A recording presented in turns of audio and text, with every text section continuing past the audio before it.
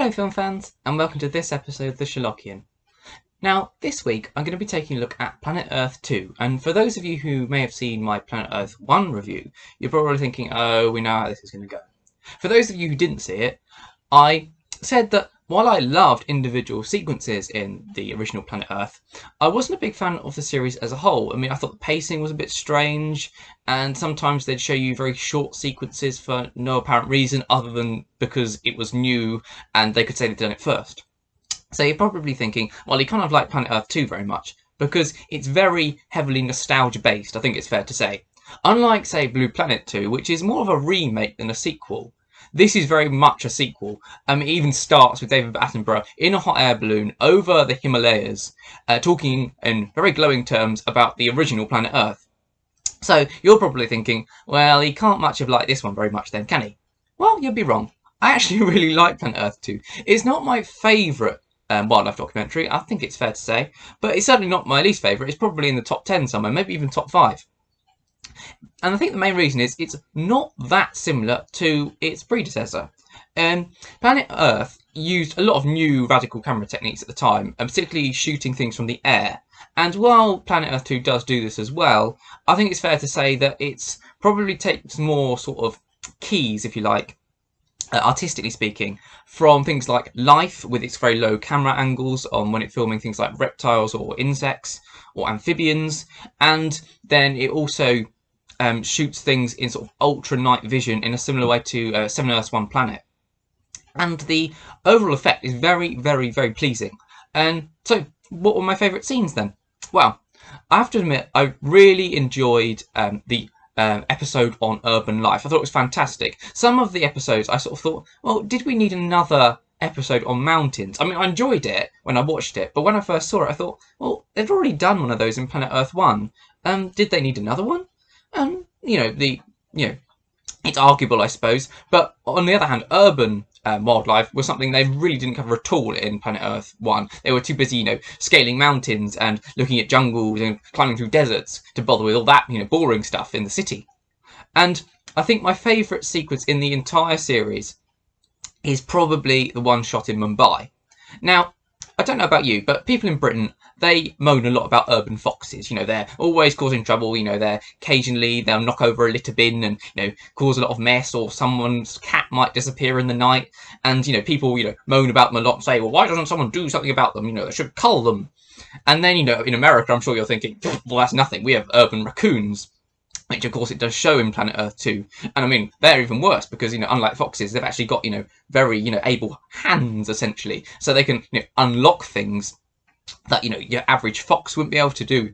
And then there's probably elsewhere in America where you're thinking, well, raccoons, you wish. We have urban bears, which, although, bears generally speaking aren't that dangerous, it's still not much fun to, have one smash your car window in and, eat your sweets.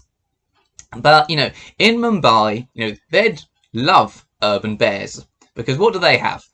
Well, they have urban leopards. And when when David Attenborough does, the preamble bit where he goes, and in Mumbai, large predators are lurking in the shadows, and you're thinking, oh yeah, what is it? It'd probably be, a feral dog or something, jackal maybe, and it's not, you think, you're probably overacting it a bit, to make it more, intense. And then it shows you a sequence of a leopard walking behind you, a block of flats, and you're thinking, oh yeah, that is a large predator. Yeah, I can understand why that would be a bit, disturbing. And it's built really well because it first of all shows it, with, actual sort of daylight camera footage, shot in sort of the dusk. And the leopards are sort of moving around. They're not doing anything particularly biologically interesting, but, it shows you for them very clearly that they are leopards. And then it moves on to this starlight night vision camera, which, is really eerily shot because it's clearly, unlike your sort of, earlier night vision stuff, which is obviously shot in low light, so it's just black and white, but you can still clearly see it's, ordinary camera footage. This is sort of quite eerie because, it's almost looks digitally recreated. It's quite spooky in a way, and there's an excellent feature at the end which shows Gordon Buchanan, who's one of my favourite cameramen, actually out there filming these urban leopards when he can't see a thing. The only thing he can see is through the camera lens. And there's one point where one actually begins to approach him and is not scared at all. It knows exactly who he is, where he is. Maybe it was thinking, oh look, Gordon Buchanan. And he's quite clearly very, very nervous, and I'm not surprised. But of course, they're not here to eat people. They're actually eating urban pigs, which I'm sure, in themselves are probably a bit of a problem in Mumbai. But those sequences are absolutely brilliant. You see the leopard really sneaking up, and you can really clearly see its ambush tactics in the dead of night, how they get so close, and then suddenly burst in with a run of speed and grab a piglet, and then leg it again. And it's absolutely gorgeous, and I think my favourite sequence in the entire series. Then, of course, there's the sequence with racer snakes and the Galapagos, which is shot in the first episode. And I remember when this was first broadcast, I actually watched it, unlike Planet Earth 1. And I really enjoyed it. I remember this scene very vividly because you see it first, these baby iguanas, marine iguanas, and they've just emerged from the sand, and they're, slowly walking up, sort of creeping up the beach, and to get onto the rocks where they'd be nice and safe with the adults. And then you see this snake begin to sort of sneak up it from behind, and then you realise there's more than one snake, and you're thinking, oh dear, that baby iguana's in trouble, and it's behind it, and it's coming up, and it's sneaking up closely. And then suddenly the iguana realises, and it races off with this huge burst of speed. And obviously reptiles always look really funny when they run, because unlike mammals, four-legged mammals obviously, where when one leg moves forward, the one on the same side is moving back. So it's kind of, it looks very symmetrical and streamlined. In reptiles, when they move both legs on one side forward at the same time, so you get a weird kind of sort of shaky gait as they run along. And obviously the snakes tear after it, and then suddenly from the rocks, which you assume are safety, emerge this entire horde of racer snakes. It looks like Medusa's hair, and you think, oh my goodness, the poor thing, how's it going to outrun them? And it does. But when some of them obviously do get caught by the racer snakes, you get these horrible scenes where they sort of pour in on it because they're all trying to swallow it, obviously, because snakes can't chew. So they all want it, and it's just these poor little things, being coiled up in this kind of morass of hungry mouths, eagerly trying to eat it alive. And it's disgusting, really, when you think about it, but it's very, very exciting. I do remember when Planet Earth came out, this was one of the scenes that everybody really focused on in reviews of it. They were like, oh, it's so exciting. I think one review I saw of it at the time actually said, oh, it's even more exciting than a James Bond car chase, which it is really, because Daniel Craig, when he's James Bond, I know he's not James Bond anymore, but when he was, he's that's acting, no one's really trying to blow his head off. But, in this, that baby iguana, something's trying to eat it. And then, other than that, I must admit, I'm a really big fan of Birds of Prey, and I absolutely love the sequences with those in Planet Earth 2. The scenes in the mountain episode with the golden eagles are gorgeous. And they really did. Before that I was thinking, do we really need another episode on mountains? They did that in Planet Earth 1. And then once I saw that scene, I was like, no, they do need another episode on mountains. This is fantastic. And it's absolutely gorgeous. You get these golden eagles. I think it's in the Alps.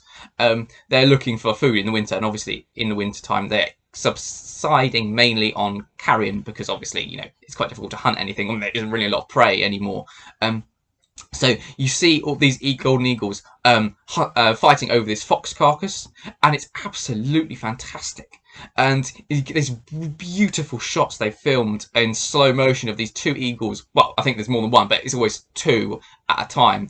Because golden eagles, well, not just golden eagles, but all eagles, generally speaking, have this kind of etiquette where one eagle, once it's got hold of the food, it's allowed like a few seconds to feed in peace, and then they can launch their attack. So you generally get sort of one-on-one encounters. And you get these gorgeous shots of them sort of, as one comes into attack, the other one rolls over, and you see them wrestle almost on the floor. And then the one that loses, who flies off, and the other one eats for a bit, and then another one comes in, and you get these like hordes of ravens and carrion crows and a few hooded crows. Each time they're obviously trying to sneak in to grab scraps, and every time an eagle comes in, there's the cloud of crows sort of explodes out of the way, and it's beautiful. And then, of course, there's the scene with urban peregrines in New York, in the urban episode again. And that, again, is wonderful. They've got some really good shots of the peregrines stooping when they sort of fall vertically.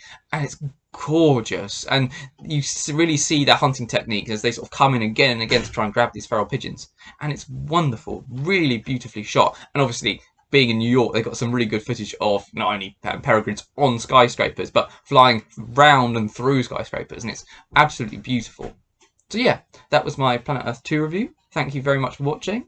I really enjoyed it. It was a really fantastic series, and if people like these reviews of sort of modern wildlife documentaries, I'm happy to do more of them. So thanks very much for watching, film fans, and I'll see you in the next one.